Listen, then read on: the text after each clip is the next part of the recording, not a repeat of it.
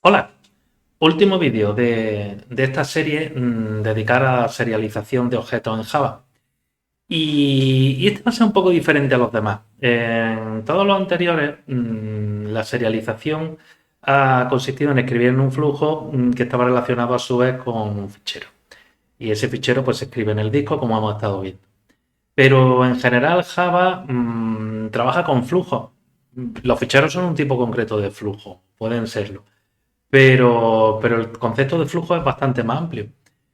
Ahora vamos a ver cómo también podemos utilizar la serialización y la escritura de objetos en flujo para intercambiar objetos entre diferentes programas de Java que incluso pueden estar en ordenadores diferentes conectados a través de Internet con el protocolo TCP/IP. Creo que esto es bastante interesante porque os da la medida de la potencia y la utilidad que tiene esto de la serialización de objetos, que va más allá del almacenamiento en ficheros, sino va más a la transmisión de objetos a través de flujos. Los flujos pueden ser ficheros, pero pueden ser también redes. Vamos a ver. Fijaos, vuelvo a tener el mismo esquema que he estado utilizando en todos los ejercicios anteriores. Un programa que va a hacer el output y otro que va a hacer el input. Pero en este caso, fijaos, voy a utilizar un concepto que se llama socket y el concepto cliente y servidor y cliente.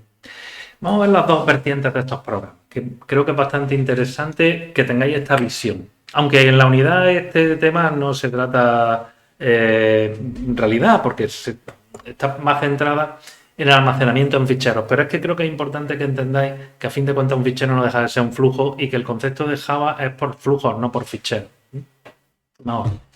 Tenemos un programa servidor, un socket servidor. No os preocupéis si no entendéis algunos de estos conceptos. Es más, están relacionados con asignaturas, con módulos, mejor dicho, de los cuales no todos puede que estéis matriculados. Por eso digo que voy a hacerlo lo más sencillo posible, pero es un ejemplo más ilustrativo. Fijaos, bueno, voy a poner los mensajitos y es creando el socket en el servidor, conecto con esta clase, con la clase server socket, voy a crear un objeto de esa clase, voy a instanciarlo, un objeto server, este va a ser el programa servidor. Ese programa servidor lo que va a hacer es que se va a quedar esperando a que el otro programa contacte con él, igual que un servidor web esperaría las peticiones de los clientes, que en este caso somos nosotros cuando nos conectamos a través de un navegador web. ¿De acuerdo? El servidor se queda en esta línea esperando que llegue una petición desde fuera, desde el otro programa. Una vez que la recibe, crea un flujo de salida, un output string, que ya lo conocemos, y en ese output string va a escribir los objetos serializados Marta 27, Carlos 31 y Ana 24, que ya lo hemos utilizado un ejemplo previo, ¿vale? Cuando termine, cierra el flujo y se termina el programa. Vamos a ver la otra parte, la parte del cliente, que vuelvo a decir, pues son programas diferentes y ni siquiera tienen que estar en el mismo ordenador. Es más, lo normal muchas veces es que estén en ordenadores diferentes. En este caso, el socket cliente lo que hace es crear un socket y se conecta a la dirección IP 127.0.0.1, que es la dirección también conocida como localhost o el ordenador local. Yo lo voy a probar con los dos programas corriendo en el mismo ordenador, en mi máquina. Pero digo que en general esta dirección podría ser una dirección de Internet.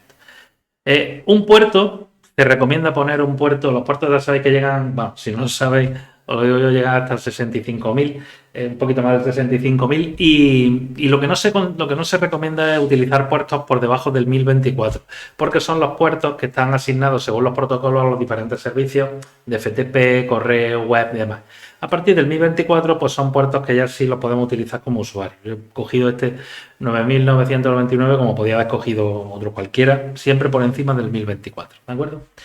Bien, ¿qué es lo que hace? Pues se conecta al flujo que había creado el servidor, que está esperando en el access, pues se conecta a él y una vez que enganchan los dos flujos a través de los dos sockets, pues este utiliza su input para recibir el output que le llega del servidor. Recibiendo objetos serializados, como sabemos que son tres, vamos a recibir los nombres de las tres personas, volvemos a insistir en el casting, read object o read object y vamos a hacer el toString de cada uno de ellos. Al final se cierra el flujo. ¿Veis que ahora los dos programas son auténticamente complementarios? Vamos a poner un esquema que creo que os va a servir. Mirad, este esquema Tenemos aquí dos ordenadores y cada uno de ellos estará ejecutando ese programa de Java. Uno va a ser el que va a ejecutar el cliente o la clase cliente y el otro el servidor. ¿Vale? Entre ellos hay una red que puede ser internet o puede ser una red local o pueden estar también dentro de nuestro mismo equipo. Daos cuenta, el servidor abre un socket y se queda aceptando o se queda esperando la petición del cliente. El cliente, por su parte, abre un socket y conecta con el socket del servidor. A partir de ahí se establece una negociación entre los dos.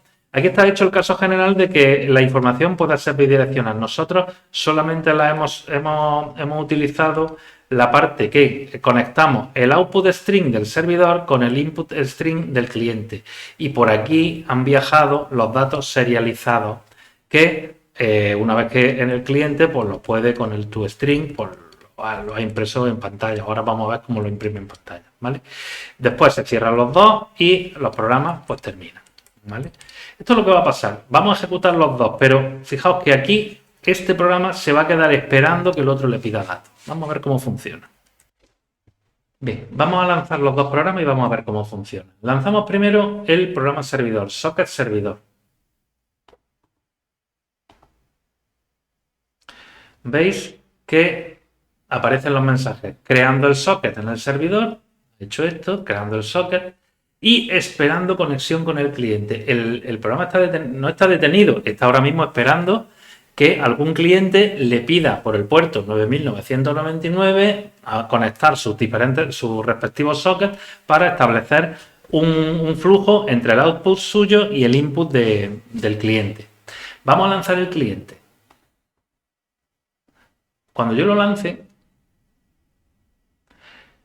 fijaos, bueno, no los puedo ver, los tengo aquí los dos. ¿Veis? El servidor que estaba antes detenido aquí, ahora, una vez que recibe, crea el flujo de salida, envía los datos serializados y cierra. ¿Y qué ha pasado en el cliente? Ha creado un socket de conexión con el servidor, ha creado ese flujo de entrada que ha conectado con el de salida del servidor y ha recibido los objetos serializados marca 27, Carlos 31, Ana 24 y luego cierran los ficheros. No se ha escrito nada en ningún fichero en el disco. Los datos serializados, los objetos, han viajado a través de un socket que podéis entenderlo como un flujo de datos que se produce utilizando el protocolo de red. Y lo que han hecho es, los dos programas han establecido primero una comunicación, luego han conectado sus sockets y sus flujos y el servidor le ha mandado datos al cliente que lo ha procesado. ¿De acuerdo? Este ejemplo yo creo que es bastante ilustrativo, sobre todo para que os hagáis una idea de cómo de verdad funciona Java a nivel de la serialización y de los flujos. Sobre todo para que no lo identifiquéis con ficheros, que sí, que son una de las posibilidades, pero no la única. Ya habéis visto otra que llama muy potente, que permite mandar objetos a través de una red utilizando socket y protocolo TCP. ¿De acuerdo? Muy bien. Pues con este vídeo termina la serie que le hemos dedicado a ejercicios de serialización. Son 8 minutos, me he pasado un poquitín más en este, así que lo vamos a dejar ya y para que no nos vayamos mucho de esos 5 minutos, más o menos. Un saludo.